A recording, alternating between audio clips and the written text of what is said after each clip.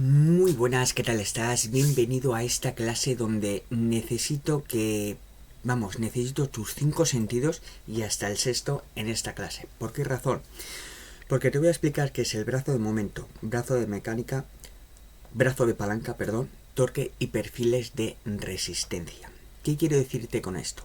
De que si eres una persona hábil e inteligente, en lo cual seguro que lo eres porque si no, no estarías aquí, con esto vas a saber analizar los ejercicios biomecánicamente, es decir, vas a saber sacar el brazo de momento para saber dónde es más difícil ese ejercicio, dónde es más fácil y dónde es el punto idóneo para trabajar los músculos en cada ejercicio.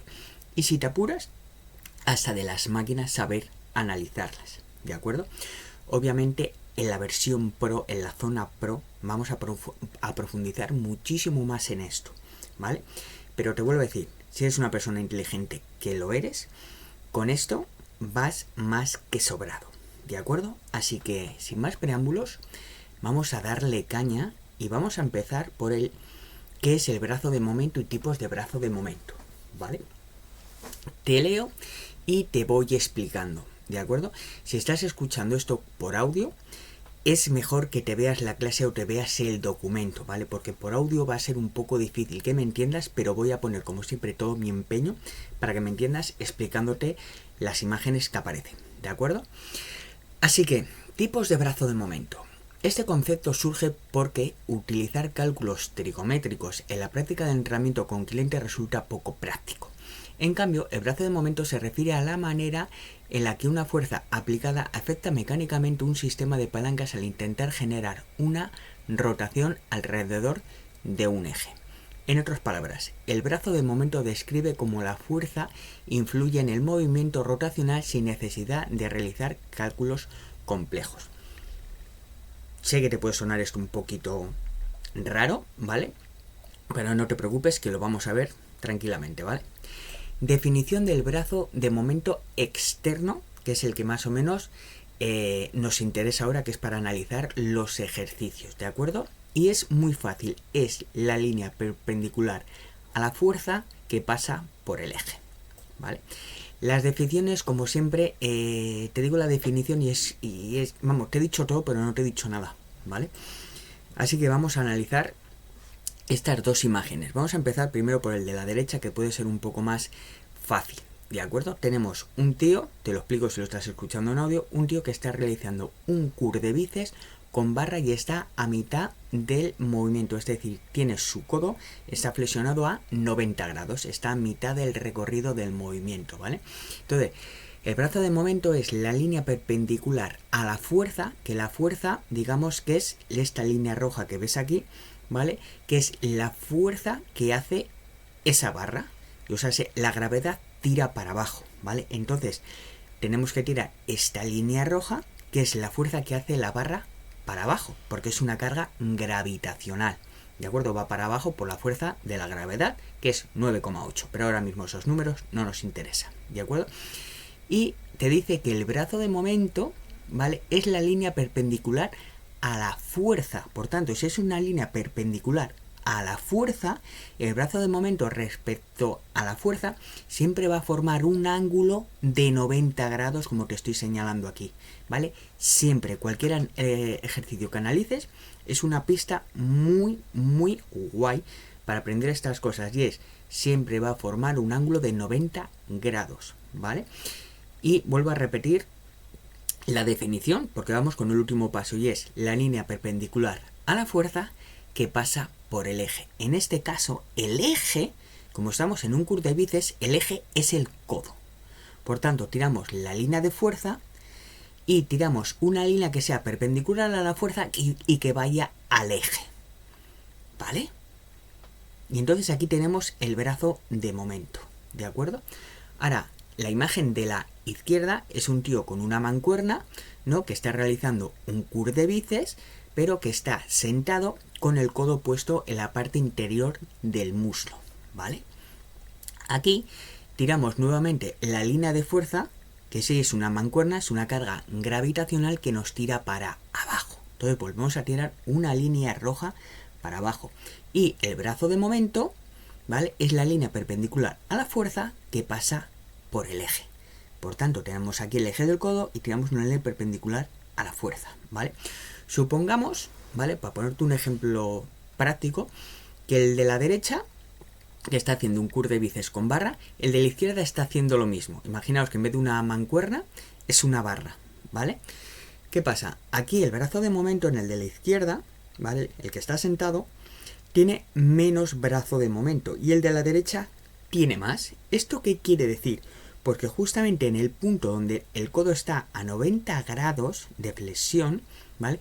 Es el punto donde mayor fuerza tiene que hacer. Por tanto, es el punto donde este ejercicio cuesta más, ¿vale?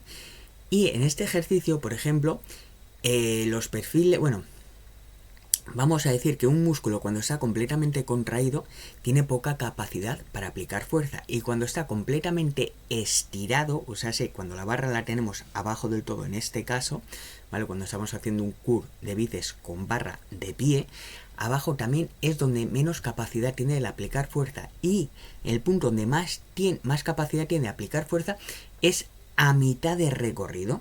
Por tanto, este ejercicio es idóneo para el curl de bíceps. ¿Por qué? Porque el perfil de resistencia, que luego lo veremos, ¿de acuerdo? Es en U, ¿vale? Donde coincide que el brazo de momento es donde mayor fuerza tiene que aplicar y donde el bíceps es el punto donde mayor capacidad de fuerza puede aplicar. ¿De acuerdo? Si no me has entendido bien, echa para atrás el audio o el vídeo, ¿de acuerdo? Para que te enteres un poquito mejor, ¿de acuerdo? Pero es muy fácil de entender. Aún así, te sigo leyendo, ¿vale? El brazo de momento siempre tiene un ángulo de 90 grados, como te he dicho antes. No, aquí pone 90, hay una errata, tengo que corregir esto, son 90 grados, me falta el simbolito ahí, ¿vale? Pero sobre la dirección de la fuerza, no con la carga propiamente. Ojito con esto, ¿vale?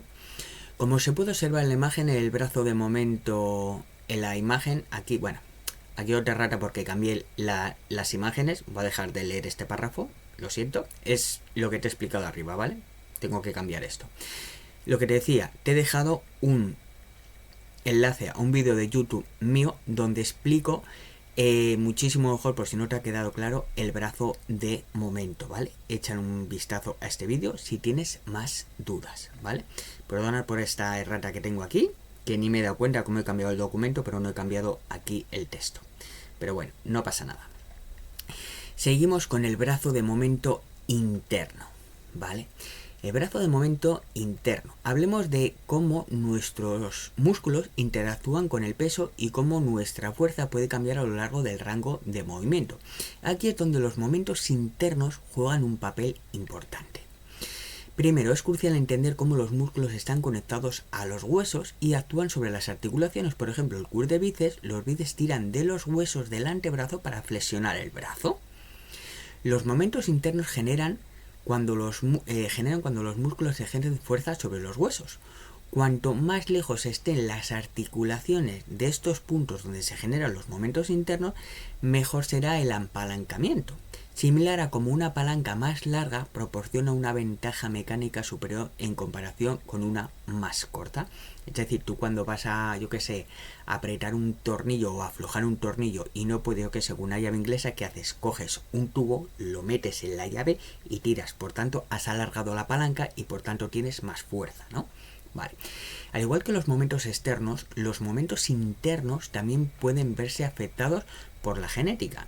Si de forma hipotética una persona tuviera momentos internos un 50% más largos, podría levantar un 50% más de peso con bíceps del mismo tamaño.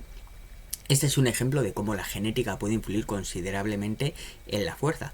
Cuanto más lejos estén las secciones de los tendones de las articulaciones, mayor será el apalancamiento a levantar pesas, lo cual es similar a usar una palanca o herramienta más larga, facilitando el ajuste de una tuerca. Es decir, y esto lo añado aquí también, de que esto es súper importante porque os pongo un ejemplo, ¿vale? Primero os describo aquí la imagen, que es un curl de bíceps, ¿de acuerdo? Donde tenemos el brazo, sale el brazo de momento interno dibujado, que es la articulación del codo, lo que es el hueso, y una línea que tira hasta el tendón del bíceps, ¿vale?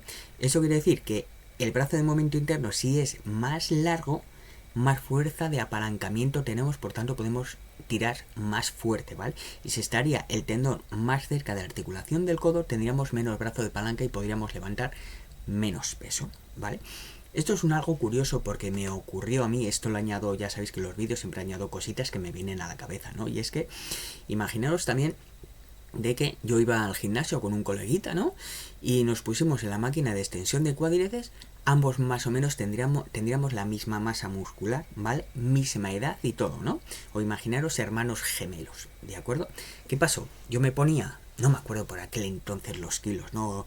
Vamos a ponerlo a grosso modo, ¿no? Yo ponía igual 40 kilos en la máquina de extensión de cuádriceps, ¿no? ¿Vale?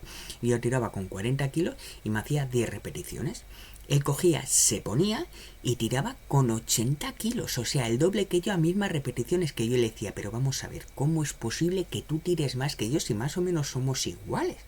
Pues una de las diferencias que podría haber es esto, el momento interno, tenía mejores palancas que yo internamente. Aparte de que también puede haber otro factor y es que él tenga los tendones más fuertes que yo, ¿vale? Al tener los tendones más fuertes o más gruesos, pues lógicamente tiran más, ¿de acuerdo? Y pueden aplicar más fuerza, ¿de acuerdo? Vale, vamos a por el brazo de palanca. El brazo de palanca es la distancia perpendicular desde el eje de rotación a la línea de acción de fuerza. No te preocupes, que lo vamos a hablar un poquito más y te voy a poner unos ejemplos, ¿vale? Una palanca es una máquina simple cuyo propósito es equilibrar o mover una resistencia mediante la aplicación de una fuerza. En las palancas se busca mejorar la eficiencia de la fuerza aplicada. Una palanca ideal se describe como una barra rígida que gira alrededor de un punto fijo conocido como fulcro o punto de apoyo, donde se aplica una fuerza motriz para vencer la resistencia. Si el punto de apoyo es un eje, se denomina eje de rotación. Vale, vamos a volver atrás y vamos a volver al ejemplo que os he puesto del curl de bíceps con barra, ¿vale? Nos vamos a la imagen de la derecha donde tiene el codo a 90 grados de flexión, ¿vale? Y aquí el brazo de palanca, ¿vale? Es el eje, que es el codo, ¿de acuerdo? Y va hasta digamos, donde agarra la barra, ¿de acuerdo? Por tanto, aquí prácticamente se podría decir que el brazo de palanca coincide con el brazo de momento, ¿vale? Ahora bien, en la imagen de la izquierda, que es el tío que está mancuerna con la mancuerna, que está casi con la mancuerna arriba del todo, ¿vale? El brazo de palanca ya no coincide con el brazo de momento, ¿vale? Habrá veces que el brazo de palanca coincida con el brazo de momento, pero muchas veces no, como en este caso aquí. El brazo de palanca sigue siendo el mismo, es el eje, que es el codo, hasta el punto donde se aplica fuerza, o sea, es tu mano agarrando la mancuerna, ¿vale? Por tanto, este es el brazo de palanca y lo otro es el brazo de momento, ¿de acuerdo? Por tanto, el brazo de palanca aquí siempre va a ser el mismo, ya sea arriba, abajo del recorrido, el brazo de palanca siempre va a ser el mismo. Aquí varía el brazo de momento. ¿Ok? ¿Sí? Vale. Si tenéis cualquier duda, ya sabéis, en la comunidad de WhatsApp me podéis escribir tranquilamente si tenéis dudas, si hay que hacer un directo, se hace un directo o lo que haga falta, ¿vale? Seguimos porque no hemos terminado, ¿vale? Fuerza muscular y su función. Es fundamental entender que la fuerza muscular no siempre actúa como la fuerza que impulsa el movimiento. En ciertas situaciones puede desempeñar el papel de resistencia que debe ser superada. Eso significa que en algunos contextos los músculos pueden estar trabajando para frenar o controlar el movimiento en lugar de generarlo. Vale. Gravedad como fuerza motriz. Además, la gravedad, que comúnmente se considera una resistencia en el movimiento, puede también ser vista como una fuerza motriz de determinadas circunstancias. Por ejemplo, al realizar ejercicios como las dominadas o bajar un peso, la gravedad puede ayudar o facilitar el movimiento en lugar de solo oponerse a él. Esta perspectiva es respaldada por autores como Lutten y Wells, o como se diga los nombres, ya sabéis que el inglés se me da muy bien, quienes sugieren que la interpretación de estas fuerzas pueden variar según el contexto del movimiento. Este análisis de las palancas es fundamental para entender cómo el cuerpo humano aprovecha la mecánica básica para realizar movimientos eficaces y cómo la interacción entre las fuerzas externas, los músculos y los huesos generan el movimiento. La palanca en el ejercicio. Atentos.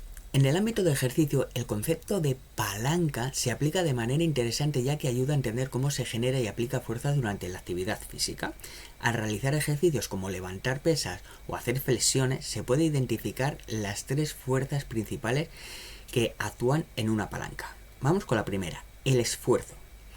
En el contexto del ejercicio, el esfuerzo es la fuerza que el atleta aplica para mover un objeto o su propio cuerpo. ¿Vale? Por ejemplo, al levantar una pesa, el esfuerzo es la fuerza que los músculos del brazo y el torso ejercen para levantar el peso. Este esfuerzo es crucial para desarrollar fuerza y resistencia muscular. Vamos con la segunda, la resistencia. La resistencia es el peso del objeto que se está levantando o el propio peso corporal en ejercicios como las sentadillas. En este caso, la resistencia es la fuerza que el atleta debe vencer para completar el movimiento. Superar esta resistencia es fundamental para mejorar la fuerza y la condición física. Y la tercera, la fuerza de apoyo. En el ejercicio, el fulcro puede ser considerado como el punto de apoyo en el que se basa el movimiento. Por ejemplo, en las flexiones de brazo, los pies y las manos actúan como puntos de apoyo, permitiendo que el cuerpo gire alrededor de estos puntos. La fuerza de apoyo es esencial para mantener la estabilidad y el equilibrio durante el ejercicio. ¿Vale? Ahora bien, la ley de la palanca. La ley de la palanca en términos simples, ¿vale? No nos vamos a complicar. He modificado este texto porque había cosas que parecían muy difíciles de entender, entonces he preferido acortar el documento, ¿de acuerdo? Y hablar simplemente de lo que verdaderamente podéis aplicar y que podáis entender, ¿vale?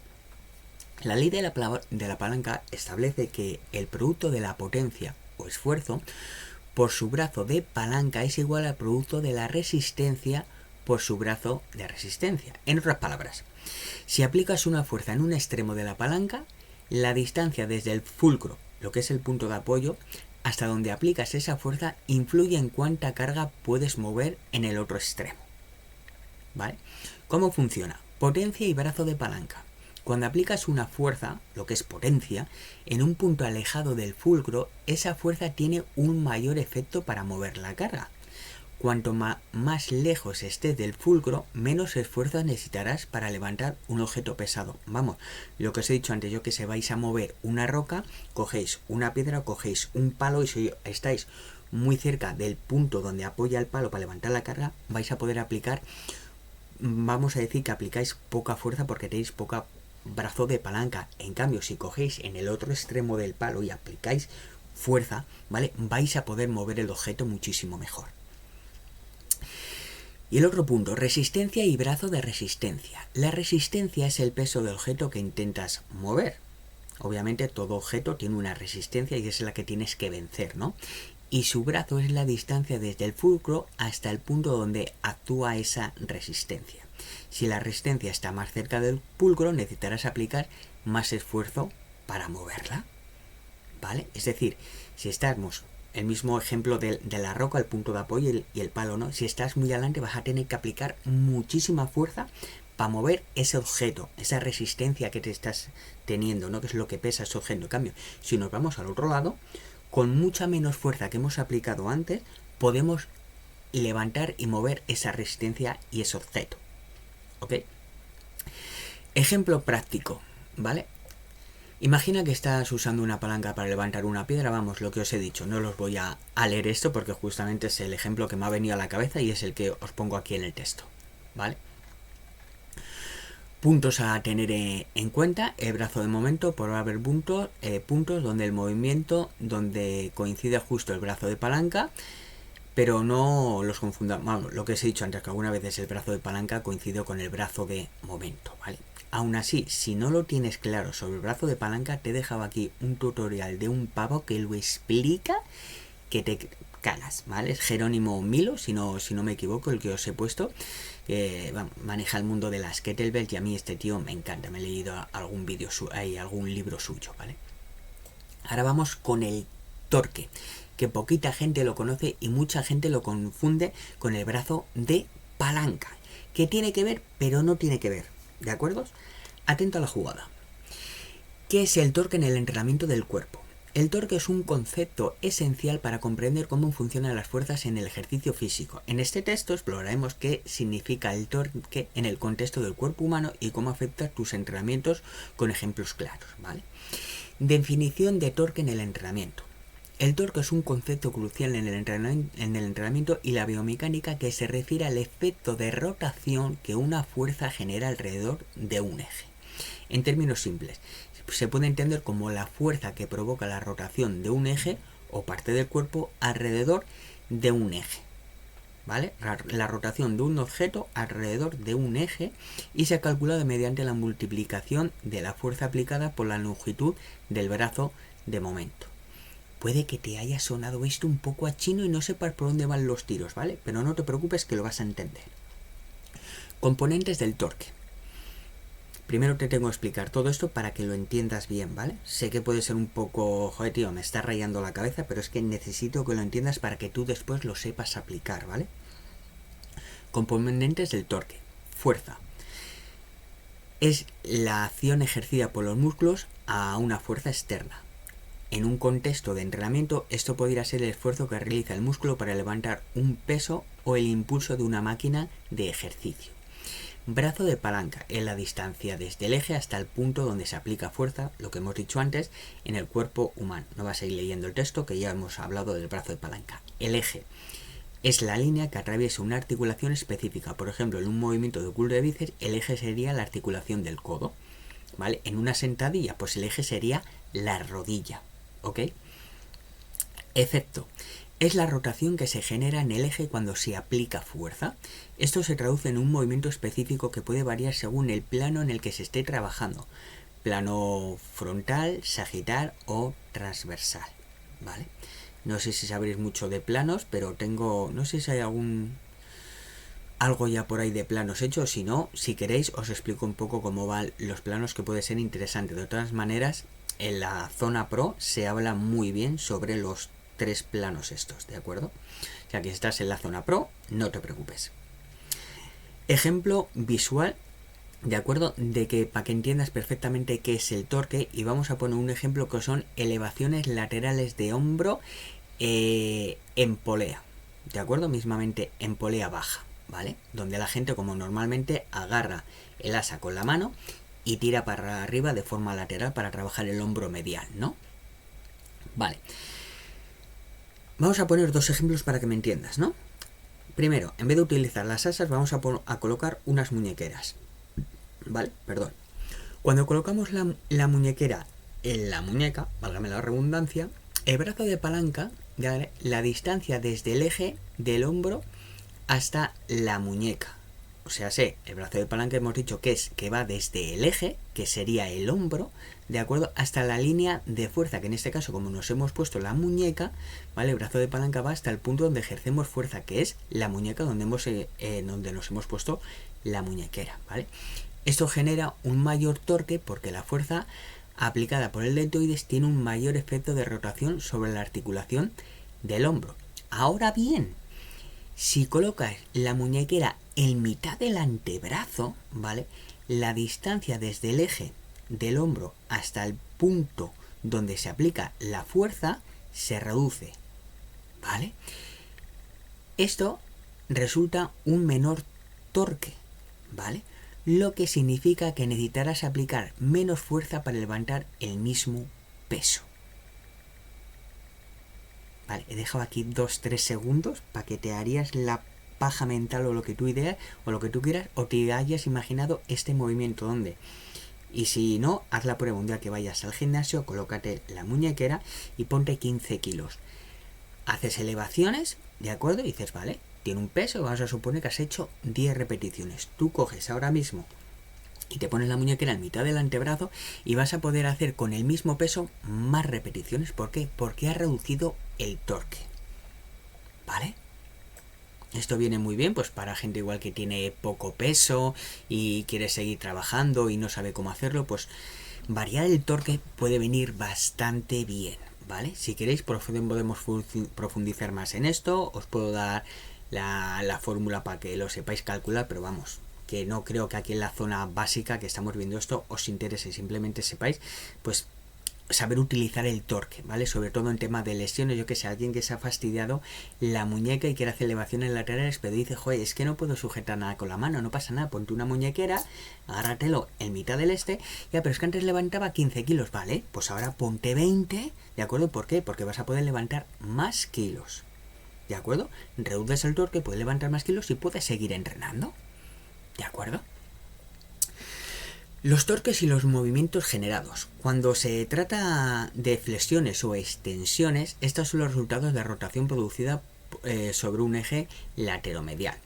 Por otro lado, en el caso de la abducción, que es abrir, o abducción, que es cerrar, ¿de acuerdo? Abducción es separar el brazo del tronco o la pierna separada del cuerpo, ¿vale? Y abducción con D es todo lo contrario, acercar el brazo o la pierna al cuerpo, ¿vale? Un ejemplo para que me entendáis la diferencia que es abducción y abducción.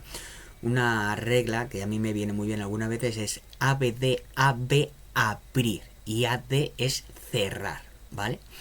Entonces, por otro lado, en el caso de la abducción o aducción, el efecto de rotación ocurre ocurre sobre un eje anteroposterior que atraviesa un plano frontal. Finalmente, en movimientos de rotación, la rotación se produce sobre un eje vertical que pasa a través de un plano horizontal. Esto os puede sonar un poco a chino, pero tenéis aquí una imagen de planos y ejes, ¿vale? Para que le echéis un vistazo. Es importante señalar que el término de rotación puede resultar confuso para quienes no están familiarizados con el concepto del torque, ya que a menudo se piensa que rotación se refiere únicamente a movimientos en el plano horizontal, aunque la rotación en este plano implica un giro sobre un eje. No todos los giros se eliminan en plano horizontal y todos los movimientos son producidos de un torque. Para reiterar, todos los movimientos del cuerpo humano en un plano son el resultado de una rotación sobre un eje. Por ello es crucial entender los planos y ejes al hablar del torque. Digamos que en flexoextensión resultan de una rotación sobre el eje lateromedial, ¿vale? Tenemos aquí el dibujito, el eje lateromedial, ¿vale? Y abducción y abducción derivan de una rotación sobre el eje anteroposterior, ¿vale? El eje anteroposterior, para que me entendáis, es una línea que va de atrás adelante, ¿vale? El eje lateromedial, que hemos dicho antes, va de izquierda a derecha, o sea, se te atraviesa el cuerpo de manera lateral, te entra por la derecha y te sale por la izquierda o viceversa, ¿vale? Y el rotación medial o lateral proviene de una rotación sobre el eje vertical. Imaginaros que el eje os pasa por la cabeza y pasa por los pies, ¿vale? Digamos que os atraviesa una pica de arriba hasta abajo, ¿vale? Para entender eso mucho mejor, es mejor que veáis el dibujo, ¿de acuerdo? Aquí tenéis también los planos, ¿vale? Tenemos el plano sagital. El plano sagital, digamos, es el que divide tu cuerpo de derecha a izquierda. El plano frontal es el que divide tu cuerpo, digamos, de la parte delantera de la parte de atrás, ¿vale? Y después tenemos el eje transversal, digamos que es el que parte el cuerpo por la mitad. ¿De acuerdo? Por la mitad me refiero tren superior y tren superior. Obviamente el eje transversal, ¿de acuerdo? Es para los movimientos rotacionales. ¿Qué pasa? Este eje no es que te parta por la mitad simplemente por la cintura. Tú si mueves la cabeza de izquierda a derecha, estás haciendo movimientos en el plano transversal. ¿De acuerdo? Si estás elevando un brazo para hacer unas elevaciones laterales, ¿vale? Estás en el plano, lo diré, ahora no me va a salir, y lo acabo de decir, en el plano frontal, ¿vale? Y si haces una flexoextensión del tronco o unas elevaciones frontales con mancuerna o lo que sea, ¿vale? Estás en el plano sagital. Vale.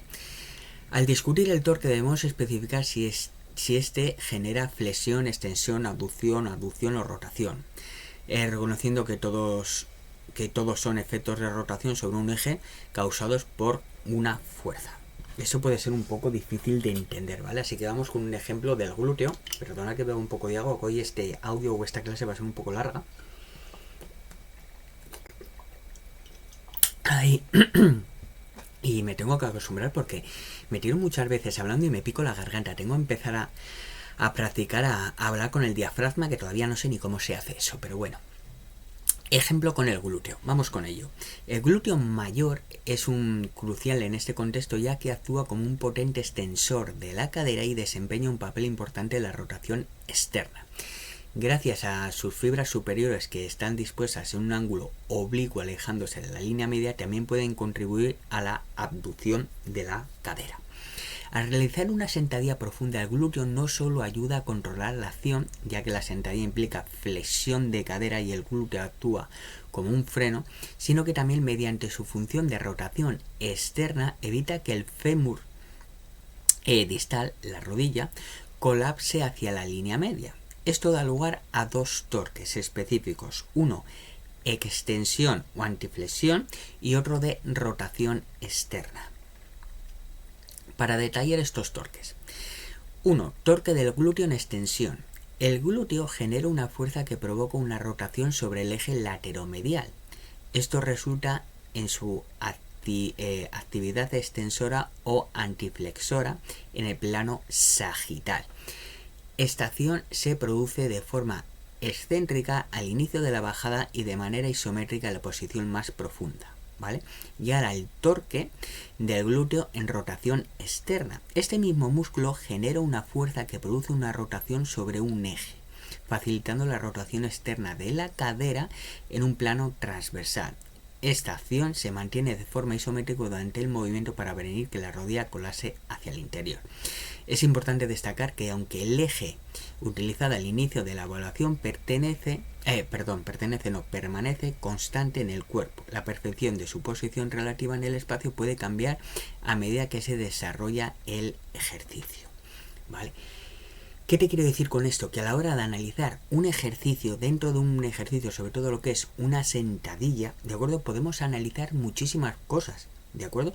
Y puede haber un torque aquí, puede haber un torque allá, ¿vale? El brazo de momentos, pues según puedes mirar, oye, qué brazo de momento voy a tener en el glúteo, qué brazo de momento voy a tener en los isquios, en el cuádriceps. Podemos analizar un mogollón de cosas en un solo ejercicio, ¿de acuerdo? De todas maneras, si todo esto no te ha quedado claro, te he dejado otro vídeo aquí en la descripción para que eches un vistazo al tema del torque, porque puedo entender que es un poco difícil de entender al principio, que a mí me pasó. O sea, yo me volvía gilipichi con el brazo de palanca, con el brazo de palanca y el torque. O sea, me costó entenderlo. Por eso mismo no te voy a decir que tú lo entiendas aquí a la primera, porque cuesta entenderlo bastante y hay que practicarlo, ¿vale? Con varios ejercicios y tal. Si verdaderamente quieres aprender, yo te animo a que cojas ejercicios o tú mismamente te grabes y empieces a analizarte, ¿de acuerdo? Ahora vamos con el final. Vamos a dejar todo esto de brazos de palanca y tal, que bastante te he roto yo a la cabeza, ¿vale? Y vamos a ver los perfiles de resistencia, ¿vale? Esto es mucho más fácil de entender, tranquilo, ¿vale? Vamos 33 minutos, ¿de acuerdo? Vamos bien. En primer lugar, ¿qué es un perfil de resistencia? El perfil de resistencia se refiere a cómo la carga que levantas, como una barra, una mancuerna, en polea, una banda elástica, tu propio cuerpo, ¿vale? Lo que es calistenia, peso corporal, genera resistencia a lo largo del recorrido de cada repetición. Aunque el peso de la carga sea el mismo, el esfuerzo que necesitas para levantar varía según la distancia entre la carga y la articulación principal que está en movimiento. Esta distancia es lo que se conoce como el brazo de momento externo, que es lo que hemos hablado antes.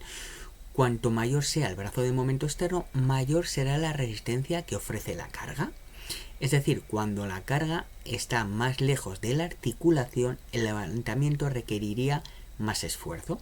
Además, existen otros factores mecánicos como el brazo de momento interno, que vuelvo a decir, ya lo hemos visto, que es la capacidad del músculo para aplicar fuerza en diferentes partes del rango de movimiento, ¿vale? Que esto ya sabemos que es los tendones y el eje, ¿vale?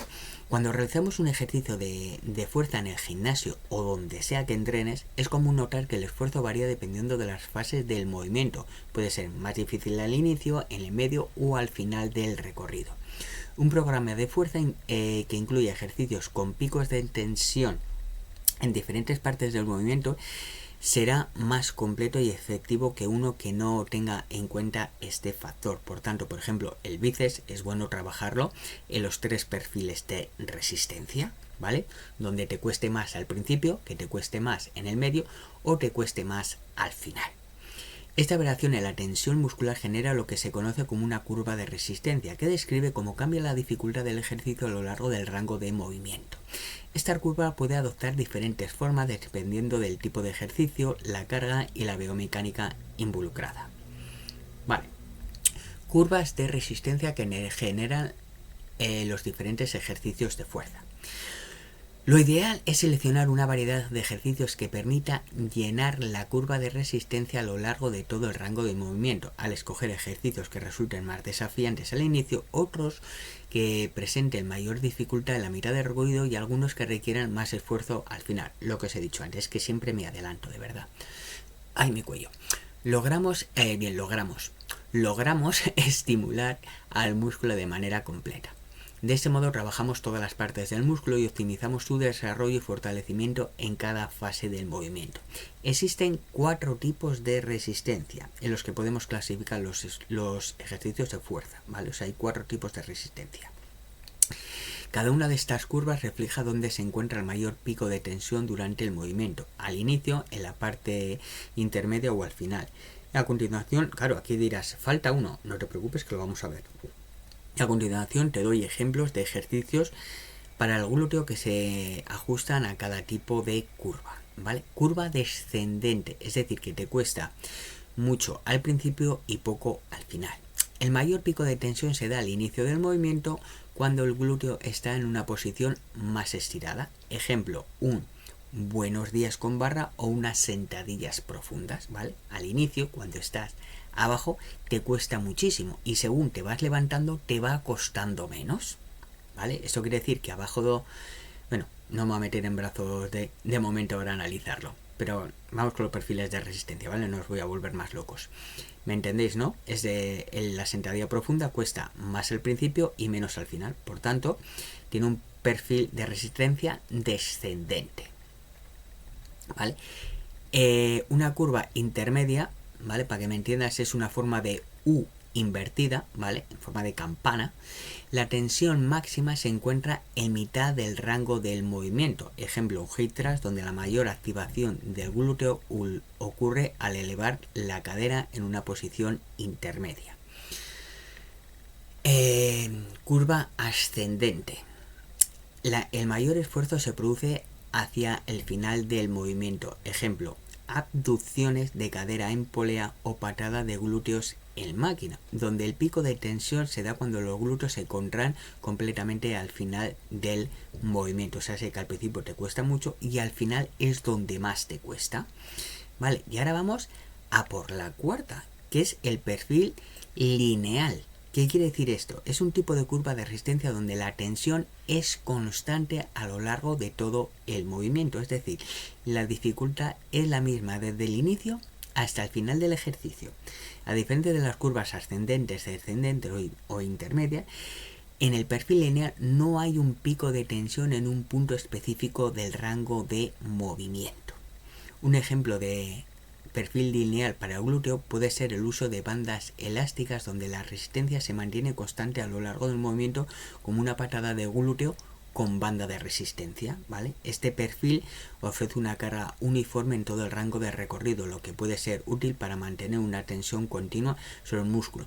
Para que me entiendas quizás un poco mejor también, puede ser unas dominadas con banda de resistencia, ¿vale? Al inicio, cuando vas a hacer banda dominada, te colocas, mucha gente se coloca bandas de resistencia para que el inicio, que es donde más te cuesta arrancar, ¿vale?, pues te sea más fácil, y arriba del todo pues cuesta muy poquito. Digamos que aquí también esto sería como una especie de perfil lineal, ¿vale?, donde todo el recorrido más o menos cuesta lo mismo. Entonces, ¿qué pasa? Que al combinar ejercicios de estos 3 tipos, de resistencia, ¿vale? Olvidaros del lineal ahora, me refiero a los 3 primeros, ¿de acuerdo? Puedes hacer un trabajo completo del glúteo en todo su rango de movimiento. Te pongo otro ejemplo sobre el curl de bíceps, ¿de acuerdo? El curl predicador, ¿vale? Me imagino que sabréis cuál es, en el que te pones ese banco con los brazos apoyados con la barra Z y empiezas a tirar, ¿de acuerdo? La parte más complicada del movimiento está justo al comenzar el ejercicio, cuando tienes los brazos estirados, ¿vale? Descendiendo el torque porque experimentamos conforme aumenta la flexión de codo. El curl araña, que es uno de los ejercicios que verdaderamente me gusta, que te tumbas en un banco inclinado, ¿de acuerdo? Te tumbas apoyando el pecho, ¿de acuerdo? Y ahí ya con barra o con mancuerna haces ya el curl de bíceps, ¿vale? Describe la curva contraria, teniendo que superar los músculos flexores del codo la mayor cara cuando se encuentran acortados en la flexión máxima de codo, ¿vale? Donde más te cuesta es arriba, mantener cuando estás con el codo completamente flexionado es donde más te cuesta, ¿vale? Y durante un curl con barra de pie, el clásico de toda la vida, el torque del pico se produce aproximadamente a mitad del movimiento, lo que es el perfil de resistencia de campana, esa U invertida que hemos dicho antes, ¿no? Y yo que os he explicado también el brazo de momento.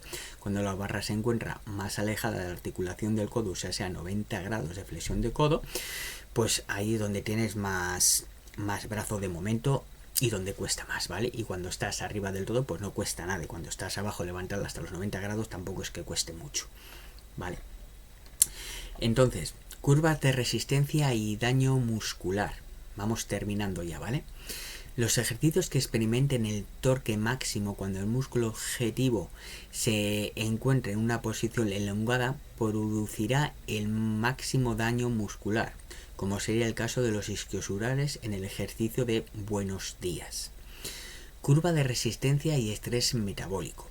Para maximizar el estrés metabólico, que has venido vamos, si te has visto las primeras clases de hipertrofia sabrás lo que es el tensión mecánica, estrés metabólico y daño muscular. Y si no lo has visto, yo que tú me iría pitando para entender esto muchísimo mejor, ¿vale? Para maximizar el estrés metabólico, nuestra elección de ejercicio debería dirigirse hacia aquellos que experimenten el máximo torque en la mitad del rango de movimiento y cuando el músculo se encuentra acortado. En el caso de la extensión de cuádriceps a 45 grados, máquina de extensión de cuádriceps, el mantenimiento de la tensión durante toda la curva provocaría esa oclusión del flujo sanguíneo que produciría el mayor estrés metabólico. En la Biblia del culturismo natural se presentan ejemplos de ejercicios que tienen diferentes curvas de resistencia para que cada grupo muscular, dependiendo de en qué parte del movimiento se sienta mayor la dificultad, aquí se muestra un ejercicio por cada zona, pero puedes notar por ti mismo durante el entrenamiento si el esfuerzo se concentra más al inicio, en el medio o al final. Es decir, no te voy a leer aquí ejemplos de ejercicios para la curva de resistencia donde te he puesto una tabla que hay grupos musculares, los grupos musculares bíceps, tríceps, pecho, hombro, los que cuestan más al inicio, los que cuestan más a mitad y los que cuestan más al final, ¿vale? Inicio, mitad y final. Te he puesto aquí los ejercicios, no te lo voy a decir ahora porque te voy a decir el primero y para cuando te diga el último, que son los abdominales, ya se te ha olvidado lo que te he dicho en el cuádriceps, ¿vale? Entonces es mejor que te veas esta tabla y le eches un ojo. Aún así, ya sabéis que tenéis en la Biblia de los músculos, tenéis cuáles son los mejores ejercicios por cada grupo muscular, ¿vale? Los tenéis clasificados, ¿de acuerdo? Con vídeos a los ejercicios y de todo, ¿vale? Análisis de la curva. Aquí terminamos ya, ¿de acuerdo? No os voy a dar la chapa, llevamos casi 45 minutos. Análisis de la curva. Ejercicios que cuesten más al inicio, ¿vale? Es de la columna 1. Bueno, mejor dicho, esto mejor lo veis porque aquí os explico un poquito la tabla, ¿vale? Los ejercicios que cuestan más al inicio, a mitad y al final, ¿vale? Así que no os doy más la chapa. ¿De acuerdo? Y oye, si tenéis alguna duda, repasar el documento, repasar esta clase, ¿vale? Porque es una clase bastante difícil de entender, sobre todo si no tenéis ni idea sobre brazo de momento, brazo de palanca y tal, os puede sonar todo a un chino, pues como me pasó a mí la primera vez, ¿vale? Así que veros la clase varias veces si hace falta, ¿de acuerdo? Y cualquier cosa me decís por la comunidad. Si queréis que hagamos, yo que sé, algún día algún directo para explicar esto mejor o lo que sea, pues oye, le damos caña sin ningún problema. ¿De acuerdo? Así que ahora sí me despido y no os doy más la chapa. Nos vemos en próximas clases, gente.